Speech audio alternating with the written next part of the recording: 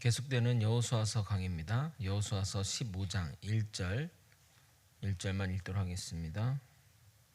구약성경 341면입니다. 여호수아서 15장 1절입니다. 짧은 본문이라 다 함께 합독하시겠습니다. 함께 읽겠습니다. 또 유다 자손의 지파가 그들의 가족대로 제비를 뽑은 땅의 남쪽으로는 에돔 경계에 이르고 또 남쪽 끝은 신광야까지니라. 아멘. 3주 만에 하는 또 여호수아 강의인지라 지난 설교들을 간략하게 정리하고 말씀 전하도록 하겠습니다. 이스라엘 땅의 배부는 종교 지도자, 정치 지도자, 백성들의 대표가 모여 모든 계층의 목소리를 반영하여 균형 있고 좌로나 우로나 치우치지 않게 하였습니다. 배분 과정에 놀라운 하나님의 지혜를 보게 되는데 먼저 땅을 배분하고 그리고 그 땅이 누가 가질지를 제비를 뽑았습니다. 누가 어느 땅을 가질지 모르는 상황이기에 최대한 땅의 배분은 공평하게 정해졌을 것이고 제비이기에 누구에게도 우선권이 주어지지 않았습니다. 이 놀라운 방법은 하나님이 이스라엘 백성들에게 알려준 방법입니다. 저는 이렇게 가끔 성경을 읽으면서 인간의 지혜를 넘어서는 하나님의 지혜를 보고 참 저 지혜를 담고 싶다라는 생각을 많이 합니다. 저는 정말 이런 하나님의 지혜를 배우고 싶습니다. 교회를 하는 가운데 나름 정말 합리적이고 참 좋은 방법이라 해서 시행하게 되는데 시행해 보면 문제점이 드러나고 또 불평과 불만이 나오는 것을 보면서 어떻게 하면 문제가 없이 이 일들을 진행할 수 있을까 고민합니다. 세상은 다수결 또는 다수의 행복이 정답이지만 교회에서는 한 명의 성도라도 상처받지 않고 시험 들지 않아야 하기 때문입니다. 예를 들어 과거 사역할 때 가정의 날 5월을 맞아 가족 관련 프로그램을 기획하여 가족이 화목한 사진으로 포스터를 만들었는데 그것에 시험이 든 사람이 있었던 것입니다. 그분은 사별하여 홀로 사섰기 때문에 그랬던 겁니다. 그 프로그램은 많은 호응을 받았으나 다음 해는 폐지가 되었습니다. 그러나 점점 우리 사회가 해체가 되고 가족이 해체가 되고 사람 사이의 관계가 개인화되면서 여러 가지로 점점 더 변화가 일어날 것입니다. 그 변화되는 상황에 우리가 그것을 따라가는 것이 정답인지 아니면 성경적 세계관에 근거해서 또 그런 것들을 전하면서 정해야 하는 것인지 이런 고민이 많습니다. 제가 이렇게 길게 이야기하는 이유는 다음 달이 가정의 달인데 정말 말씀을 전하기 전부터 걱정이 앞서기 때문입니다. 같은 말씀을 들어도 듣는 사람의 상황에 따라서 다른 말씀으로 들리기 때문에 정말 하나님의 지혜가 많이 필요하다는 생각을 하게 됩니다. 부디 모든 말씀들이 여러분에게 은혜롭게 들렸으면 좋겠습니다. 오늘은 본격적인 유다 지파의 땅 배분 이야기입니다. 제비를 뽑아 땅을 배분받은 유다 땅의 경계를 1절부터 12절까지 기록하고 있고 13절부터 19절까지는 첨가된 이야기처럼 갈렙의 이야기가 나오고 나머지 20절부터 62절까지는 유다 족속 내에서의 배분을 다루고 있습니다. 요단 서편 땅 배분 중에 가장 먼저 유다 족속을 다룰 정도로 유다는 이스라엘의 대표 명사, 대표 지파가 되었습니다. 그래서 이스라엘 민족을 유대 지파라고 부르고 가장 중요한 그 지역들이 정말 우연하게도 제비를 뽑았음에도 불구하고 모두 유다 족속 땅에 포진해 있습니다. 알다시피 유다의 후손에 의해 다윗이 왕위에 오르게 되고 예수님이 유다 족속에 나오게 됩니다. 여러모로 정말 하나님의 축복을 많이 받은 지파가 유다 지파인데 왜 다른 지파보다 이 유다 지파가 더 많은 축복과 영광을 받게 되었을까요? 오늘은 이 부분을 여러분과 나누도록 하겠습니다. 야곱의 12명 자손 중 가장 많은 복을 받은 사람은 야곱의 장자로 태어난 루벤이거나 또는 가족을 구원한 요셉이 아니라 넷째인 유다가 가장 큰 축복을 받게 됩니다. 여러분은 왜 유다가 이런 축복을 받았을까 생각해 본 적은 없습니까? 하나님이 축복을 주시는 것이 원칙과 규칙이 없이 마치 숫자판을 돌려서 걸리는 사람에게 축복을 주시는 것이 아닐 텐데 왜 유다가 이런 축복을 받았을까요? 하나님은 원칙 없이 복을 주시는 분이 아닙니다. 성경을 보게 되면 하나님 말씀대로 순종하고 살아간 자들은 그런 자들에게 복을 주신다고 말씀하십니다. 이러한 약속의 성경 구절이 성경 내에 많이 있지만 그 중에 가장 대표적인 구절을 하나 소개시켜 드리도록 하겠습니다. 신명기 28장 1절에서 6절입니다. 신명기 28장 1절에서 6절입니다. 제가 여러분과 저와 번갈아 같이 한번 읽어보도록 하겠습니다. 내가 내 하나님 여호와의 말씀을 삼가 듣고 내가 오늘 내게 명령하는 그의 모든 명령을 지켜 행하면 내 하나님 여호와께서 너를 세계 모든 민족 위에 뛰어나게 하실 것이라. 내가 내 하나님 여호와의 말씀을 청종하면 이 모든 복이 내게 임하며 내게 이르리니 성읍에서도 복을 받고 들에서도 복을 받을 것이며 내 몸의 자녀와 내 토지의 소산과 내 짐승의 새끼와 소와 양의 새끼가 복을 받을 것이며 내 강주리와 떡반죽 그릇이 복을 받을 것이며 내가 들어와도 복을 받고 나가도 복을 받을 것이니라. 아멘. 들어와도 복을 받고 나가도 복을 받고, 정말 이런 축복의 메시지가 어디 있겠습니까? 여러분도 이런 축복의 메시지, 축복을 받고 싶지 않으십니까?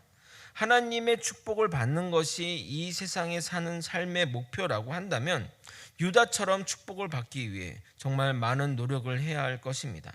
먼저 그러면 유다가 받은 축복이 무엇인지 살펴보고 왜 유다가 그런 축복을 받았는지 또 살펴보도록 하겠습니다. 유다의 축복의 근거는 우리는 야곱에게서 찾아볼 수 있습니다. 야곱은 죽기 전에 유언을 통해 아버지가 자식에게 유언을 하게 되었는데 그것은 단순한 유언이 아니라 하나님이 야곱을 통해 자녀들에게 전하는 예언의 메시지입니다. 왜냐하면 그 유언대로 그 자손이 이 땅의 삶을 살아가기 때문입니다. 창세기 49장 1절에서 2절을 읽어도록 하겠습니다. 야곱이 그 아들들을 불러 이르되 너희는 모이라. 너희가 후일에 당할 일을 내가 너희에게 이르리라. 너희는 모여 들으라. 야곱의 아들들아, 너희 아버지 이스라엘에게 들을지어다.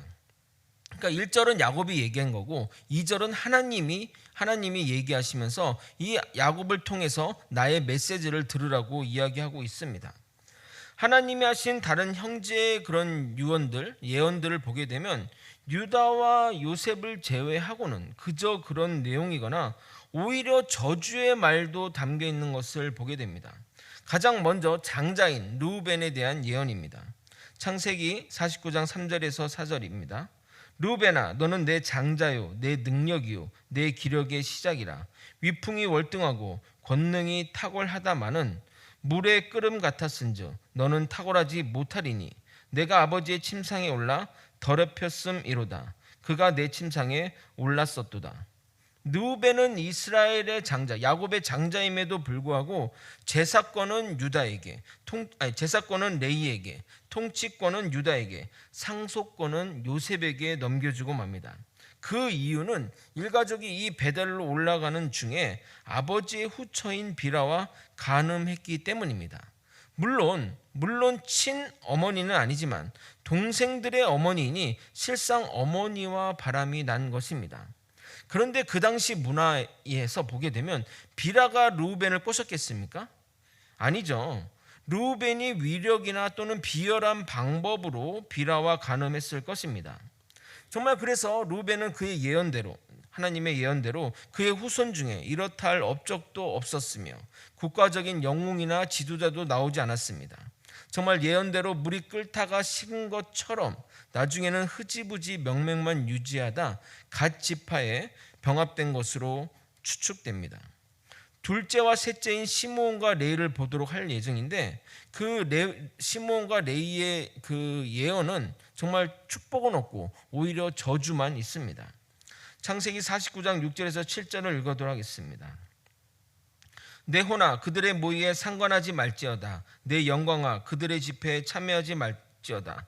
그들이 그들의 분노대로 사람을 죽이고 그들의 혈기대로 소의 발목 힘줄을 끊었음이로다. 그 노염이 혹독하니 저주를 받을 것이요 분기가 맹렬하니 저주를 받을 것이라. 내가 그들을 야곱 중에서 나누며 이스라엘 중에서 흩으리로다. 어떻게 부모가 자녀에게 저렇게 저주의 메시지를 생각할 수 있을까 생각할 수 있지만, 이 유언은 하나님의 말씀이라 생각한다면 전혀 문제될 것이 없습니다. 시몬과 레이는 여동생 디나의 강간 사건을 복수한다며 세겜 족속을 무참히 학살하게 됩니다. 말이 복수이지 자신들의 사욕을 위한 행동이었던 것입니다. 만약 강간한 그 사람과 그 가족만 어떻게 했다 하면 되는 건데, 그냥 그 전체 족속들을 다 몰살했기 때문입니다. 그런 행동이 하나님의 노를 격발하게 되고 저주를 받게 됩니다. 시므온 지파는 이스라엘 가장 남쪽 변두리, 가장 시원찮은 땅을 배분받게 됐고, 또 거기서 독자적인 어떤 활동을 한 것이 전혀 기록되어 있지 않고, 나중에는 명목만 유지하다 유다 지파에 흡수된 걸로 나오게 됩니다. 레위 지파는 야곱의 예언대로 가나안 지경에 자신들의 독자적인 기업을 갖지 못하고 이스라엘 중에서 흩어져서 거하게 됩니다. 물론 레위 지파는 제사장의 업무를 감당했지만 자신들의 땅을 하나도 가지지 못하고 다른 지파들이 주는 제사물로 삶을 살아야 했습니다. 그러면 야곱이 유다에게 한 축복, 그 유언들을 한번 보도록 하겠습니다. 창세기 49장 8절입니다. 같이 한번 찾아보면서 같이 눈으로 보면서 보면 좋을 것 같습니다. 신약성경 78면입니다. 창세기 49장 8절입니다. 같이 옆에 두고, PPT도 나오지만 같이 두고 이렇게 읽었으면 좋겠습니다. 49장 8절입니다. 제가 8절만 읽도록 하겠습니다. 유다야, 너는 내 형제의 찬송이 될지라. 내 손이 내 원수의 목을 잡을 것이요 내 아버지의 아들들이 내 앞에 절하리로다. 형제의 찬송이 된다는 것은 형제의 자랑이 된다는 것이고, 형제 중에 으뜸이 된다는 의미입니다. 또한 그가 원수를 무찔러 다른 형제들이 너를 지도자로 삼을 것이라고, 너에게 절한다는 의미가 지도자로 삼는다는 것을 말하고 있습니다. 이 예언은 유다 지파 출신인 다윗이 왕위로 즉위하였고 그 후손들이 대대로 왕위를 계승함으로써 성취가 됩니다. 궁극적으로 이 유다의 혈통을 받아 다윗의 자손으로 오신 예수 그리스도가 하늘과 땅의 권세를 모두 가지시고 온 세상을 통치하는 것을 의미하기도 합니다. 9절입니다. 유다는 사자 새끼로다. 내 아들아, 너는 움킨 것을 찢고 올라갔도다. 그가 엎드리고 웅크림이 숫사자 같고 암사자 같으니 누가 그를 범할 수 있으리나. 이스라엘에서 이 사자는 권위 또는 왕권을 상징하게 됩니다. 다른 형제는 나귀, 뱀, 암사슴 같은 동물로 비유하는데, 유다만 동물의 왕인 왕권을 상징하는 사자로 비유되고 있습니다. 그래서 아무도 범할 수 없는, 아무도 범접할 수 없는, 상대할 수 없는 자라는 것을 이야기하며 축복하는 겁니다. 10절을 여러분이 같이 한번 읽어볼까요? 10절 함께 읽겠습니다. 시작. 통치자의 지팡이가 그 발 사이에서 떠나지 아니하기를 실로가 오시기까지 이르리니 그에게 모든 백성이 복종하리로다. 이 10절이 굉장히 중요한 메시지를 담고 있습니다. 여기 규라는 것은 왕의 지팡이를 얘기하기 때문에 왕권과 통치권을 상징합니다. 그래서 유다 지파가 계속 왕의 통치권을 이어간다는 것을 상징하는, 예언하는 내용입니다. 유다 지파가 왕이 될 것이고 너의 후손도 왕이 될 것인데 실로가 오시기까지 한다고 말하고 있습니다. 여러분, 이 실로라에 대해서 다양한 어떤 학자들의 다양한 의견이 있는데, 가장 유력한 해석은 그 보내다라는 의미 샬라, 히브리어 샬라에서 그 나온 유리한 것으로 보아 하나님께서 보내심을 한 자, 즉 메시아로 보는 견해가 가장 유력한 견해입니다. 그러므로 유다 지파에서 실질적인 왕의 지팡이인 주인이 오실 때까지 유다 지파가 왕을 할 것이고, 그 보내심을 받은 자가 오면 모든 백성이 그에게 복종할 것이라고 말하고 있는 것입니다. 이 예언은 유다 지파인 예수 그리스도가 왕의 후손으로 다윗의 후손으로 출생함으로써 예언이 성취되게 됩니다. 11절입니다. 그의 나귀를 포도나무에 매며 그의 암나귀 새끼를 아름다운 포도나무에 맬 것이며 또 그 옷을 포도주에 빨며 그의 복종을 포도즙에 빨리로다. 이 말은 물질적인 풍요를 말하는 겁니다. 이스라엘에서의 포도나무는 매우 귀한 나무입니다. 그리고 이 포도주도 일반인들은 결혼식에나 먹을 정도로 귀한 음식입니다. 먹을 포도주도 없는데 그 귀한 포도주로 옷을 빤다고 하니 얼마나 참 럭셔리한 상황 아닙니까? 그러니까 마치 수돗물로 세탁하지 않고 삼다수로 세탁한다 이런 표현을 지금 하고 있는 것과 마찬가지입니다. 12절입니다.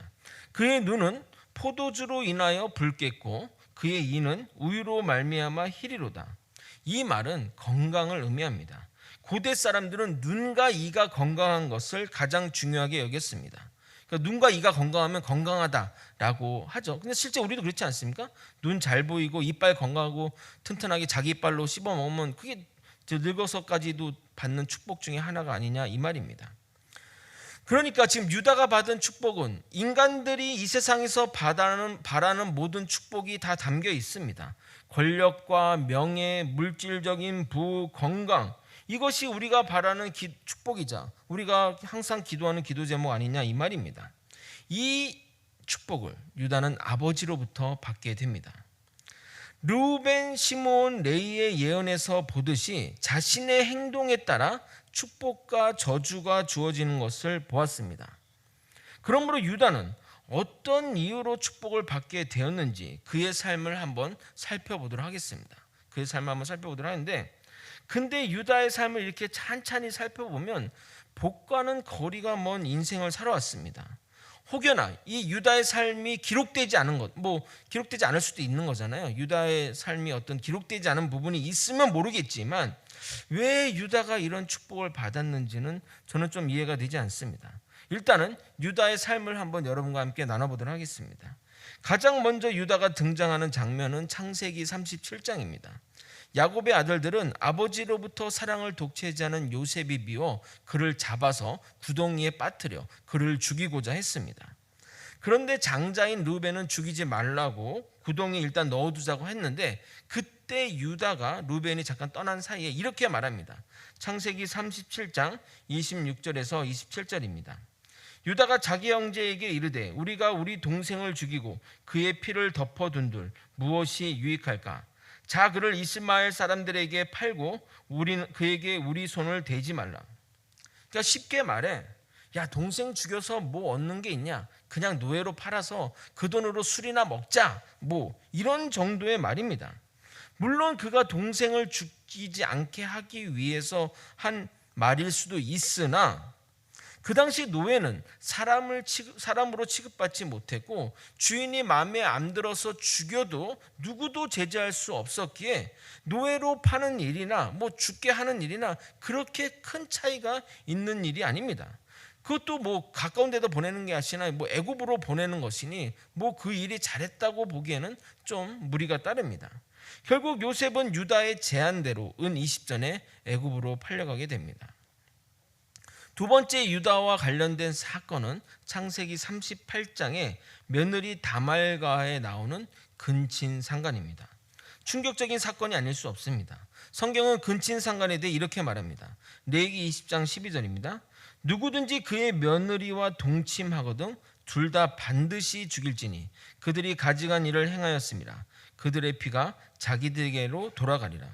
물론 며느리 다말이 작정하고 변장하고 또 했기에 모르고 한 것이지만, 모르고 했으니까 유다의 잘못이 없지 않냐라고 할 수 있지만, 어찌되었든 유다는 성매매를 한 것이고 그 죄도 결코 가볍지 않습니다.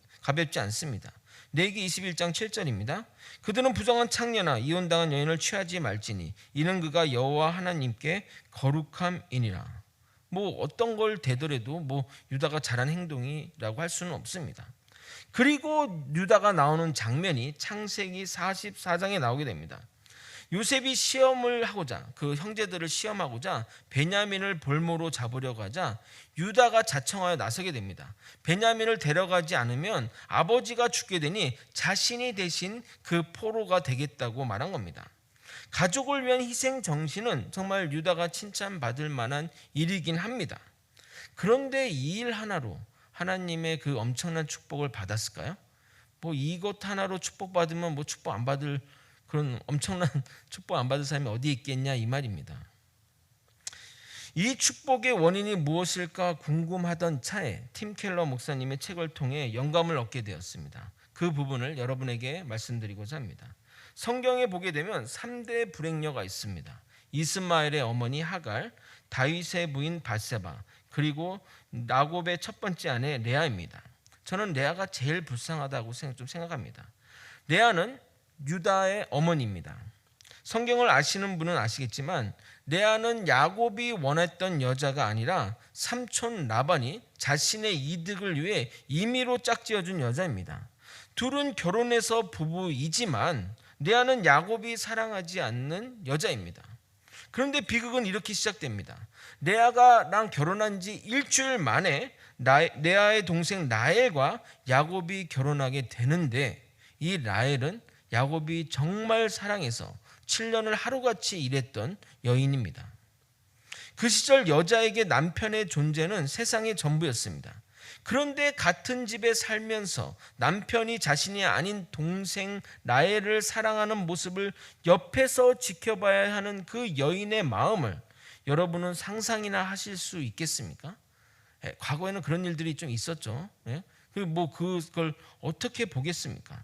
성경에는 그런 아픔에 대해서 기록되어 있지 않지만 우리는 미루어 짐작할 수 있는 겁니다. 레아도 신혼이지만 홀로 지새우는 밤이 대부분이었을 것입니다.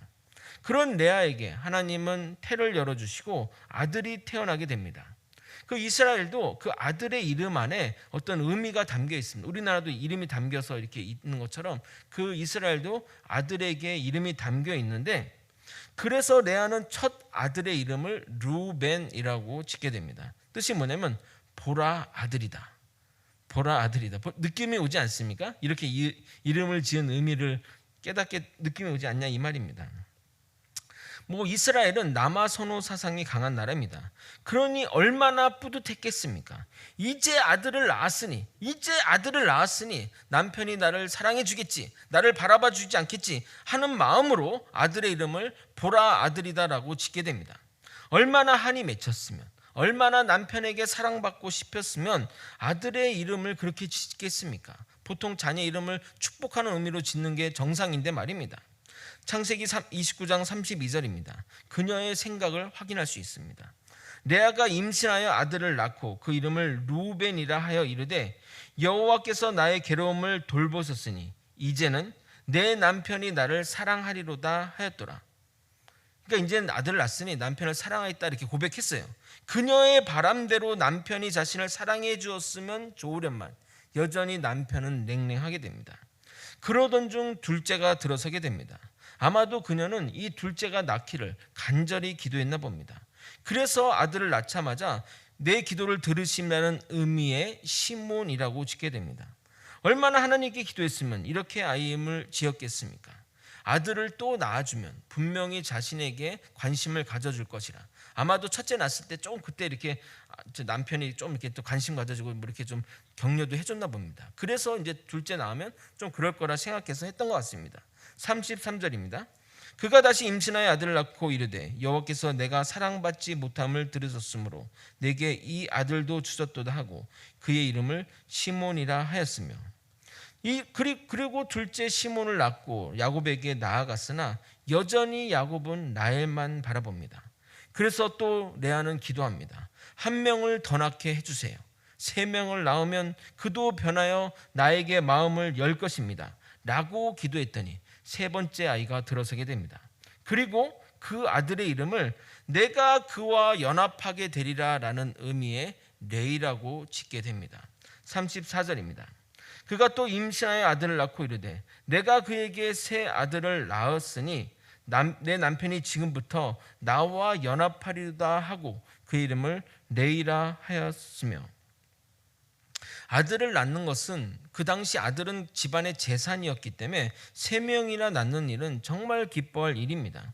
반면 라헬은 아기를 낳지 못하고 있으니 더욱 그녀는 기대했던 것입니다. 선녀도 아들 셋을 낳으면 하늘 올라가기를 포기한다고 하는데 이제 야곱과 내가 3명이나 낳았으니 진정으로 연합되려는 바람으로 아들의 이름을 그렇게 지었는데 여전히 야곱은 레아에게 냉랭하고 라헬만 사랑했나 봅니다. 야곱은 레아를 사랑하지 않으면서 계속 잠자리를 하는 것도 정말 신기할 정도입니다. 그런데 3명의 아이를 낳아줘도 여전히 차가운 야곱 앞에 레아는 마음의 심경의 변화가 일어나게 됩니다. 좌절과 절망이 왔을 것이고 괴로움과 비탄의 세월들이 그녀를 지배했을 것입니다. 더 이상 희망이 없음을 3명이나 낳았음에도 불구하고 자신에게 관심이 없는, 자에게 사랑을 주지 않는 그 야곱에 대해 희망을 잃게 된 것입니다. 그 가운데, 그 고난 가운데 그녀는 변화가 일어나게 됩니다. 그동안 그녀의 삶의 목적은 남편으로 받는 사랑과 인정이었습니다. 그러나 3명의 아들을 낳았음에도 눈길 하나 안 주는 남편의 무관심에 그녀는 이제부터 남편의 사랑을 의지하지 않고 여호와 하나님만을 의지하겠다는 놀라운 삶의 자세, 신앙의 변화를 보여주게 됩니다. 그래서 남편의 사랑을 바라지 않고 이제는 내가 여호와만을 찬송하겠다는 믿음의 고백을 주님께 드리게 됩니다. 35절 여러분과 함께 읽도록 하겠습니다. 함께 읽겠습니다. 시작. 그가 또 임신하여 아들을 낳고 이르되 내가 이제는 여호와를 찬송하리로다 하고 이로 말미암아 그의 이름을 유다라 하였고 그의 출산이 멈추었더라. 내가 이제는 여호와를 찬송하리라 하고 그의 아들의 이름을 유다라 지은 것입니다. 그래서 레아는 4번째 낳은 아들의 이름을 하나님께 찬양이라는 의미의 유다라 짓게 됩니다. 그 레아의 찬양의 고백을 분명히 하나님은 받으셨고 하나님은 그 유다의 이름을 따라 축복된 삶을 허락하신 것입니다. 그래서 야곱이 유다에게 한 축복의 예언이 이렇게 시작되는 겁니다. 창세기 49장 8절 전반부입니다. 유다야 너는 내 형제의 찬송이 될지라. 아멘. 말씀을 정리하겠습니다. 오늘 점심 이후에 커피 브레이크를 하면서 오늘 손아봉 목사님과 부모에 대한 이야기를 나누게 되었습니다. 알다시피 우리 손아봉 목사님은 부모님이 목사님이시고 하동에서 30년 가까이 시골 개척 교회 사역을 하셨는데 세상에서 보면 정말 작은 교회고 경제적으로는 미자립 교회이지만 손아봉 목사님은 그 지역과 진주 이런 지역에서 손 목사님의 아들이라고 하면 사람들이 정말 그러냐고 이렇게 참 잘해준다는 말을 하면서 정말 그냥 세상에서는 흙수저이지만 부모님이 목회자이다 보니 목회자 세계에서는 금수저란 말을 하셨는데 참 그 말이 공감이 되었습니다. 단순히 목회자 아들이라서 잘 대해주겠습니까? 아버님 목사님이 노회에서나 지역에서 헌신하시고 수고하셨기에 그렇게 대해주는 것이라 생각합니다. 이 이야기를 하는 이유는 주일 설교와 더불어 부모님의 믿음과 헌신이 결코 헛되지 않다는 것을 말씀드리고 싶어서입니다. 다니엘의 신앙이 대대로 이어져 그의 후손들에게, 그의 후학들에게 전해진 것처럼 유다의 어머니 레아가 하나님을 향한 이 신앙의 고백이 유다를 12지파 중에서 가장 큰 축복을 받게 하는 근본 원인이라 저는 확신하게 됩니다. 여러분이 하나님을 향한 수고와 헌신은 결코 쓸데없는 일이 아닙니다. 진정으로 자녀가 잘 되기를 바라신다면 하나님을 찬양하십시오. 하나님을 가장 존귀하게 여기십시오. 하나님을 여러분의 주인으로 삼으십시오. 모든 것의 중심에 하나님을 두십시오. 분명 하나님도 여러분의 자녀를 귀히 여기실 것입니다. 더불어 강조하고 싶은 것은 하나님이 우리를 만드신 목적은 우리가 전심으로 하나님을 찬양하기를 바라십니다. 하나님은 우리의 찬양받기에 합당하신 분이기 때문입니다. 이사야서 43장 21절에 이렇게 말합니다. 이 백성은 내가 나를 위하여 지었나니 나를 찬송하게 하려 함이니라. 하나님은 우리를 주님을 찬송하게 만들려고 지었습니다. 그러나 정말 우리는 주님만으로 살겠다는 진정한 신앙 고백을 언제 드렸습니까? 요한계시록에 보게 되면 천국에서 천사들이 계속해서 하나님에 대한 찬송이 그치지 않고 한다고 하는데, 우리는 우리의 시간 가운데 얼마나 주님께 감사와 영광을 올려드리고 있냐 이 말입니다. 우리의 삶의 고난이 하나님으로 향한 찬송의 부재에서 있는 것이 아닌가 생각하게 됩니다. 이 시간 나의 바람과 원함은 잠시 내려놓고 주님만으로 주님께 찬양하는 우리가 되길 소망합니다. 주님이 영광 받으시고 주님이 기뻐하시고 주님이 주인 되시는 시간이 되길 바랍니다. 그래서 우리에게 주어진 것에 감사하며 주님만으로 살겠다는 감사와 믿음의 결단을 담아 하나님의 아름다우심을 찬양했으면 좋겠습니다. 여러분, 이 찬양이 여러분에게 낯선 찬양일 수 있지만 정말 가사나 음률이나 모든 것이 하나님에 대한 여러분의 진심을 담은 찬양이 저는 담겨 있다고 생각합니다. 그래서 이 찬양할 때는 눈물이 많이 나더라고요. 정말 이렇게 하나님의 아름다우심을 찬양해야 되는데, 매일매일 그렇게 찬양이 되는데 그렇지 못했던 우리의 그 지난 날들과 그 과거들이 반성되는 시간입니다. 정말 이 시간은 여러분, 이 찬양하는 가운데 온전히 주님께만 연락되고 주님께만 찬양하고 주님만 바라보는 저와 여러분이 되기를 예수님의 이름으로 소망합니다. 다 함께 찬양하시겠습니다. 내 안에 주를 향한 이 노래, 내 안에 주를 향한 이 노래, 영원한 노래 있으니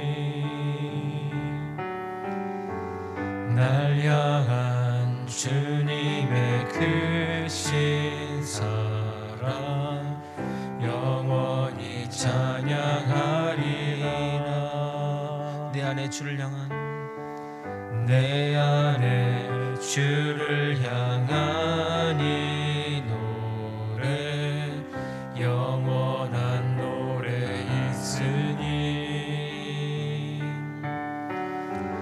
날 향한 주님의 크신 사랑 영원히 찬양하리라. 영원히 찬양하리라. 아름다우신 오 놀라우신 영원할 수 없는 사랑, 오 위대하신 하나님의 사랑 영원히 찬양. 함께 2절 찬양하도록 하겠습니다. 십자가 그 사랑, 십자가 그 사랑 찬양하리. 날 구원하신 그 사랑, 내 삶을 드려 찬양하리라. 놀라우신 주의 사랑 영원히 찬양하리라. 영원히 찬양하리라. 아름다우신 오 놀라우신 영원할 수 없는 사랑, 오 위대하신 하나님의 사랑 영원히 찬양. 아름다우신 주님, 아름다우신 오 놀라우신 영원할 수 없는 사랑, 오 위대하신 하나님의 사랑 영원히 찬양. 다시 한번 아름다우신 찬양하시겠습니다. 아름다우신,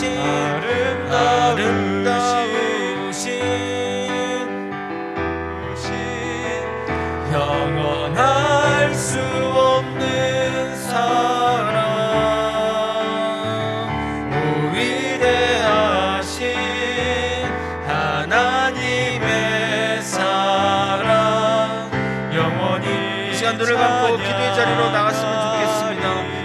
살아계신 하나님, 우리를 위해 헌신하신 자기의 목숨까지 버리신 그 십자가의 그 사랑을 아버지 우리가 받아가지고 아버지 그 하나님을 향해 기도하며 나아가는 우리 모두가 되게 도와주시옵소서. 아버지 주님을 중심으로 두고 온전히 주님만 바라보며 주님께 찬양하는 우리 모두가 되기를 소망합니다. 다 함께 주님의 이름만 부르고 통성으로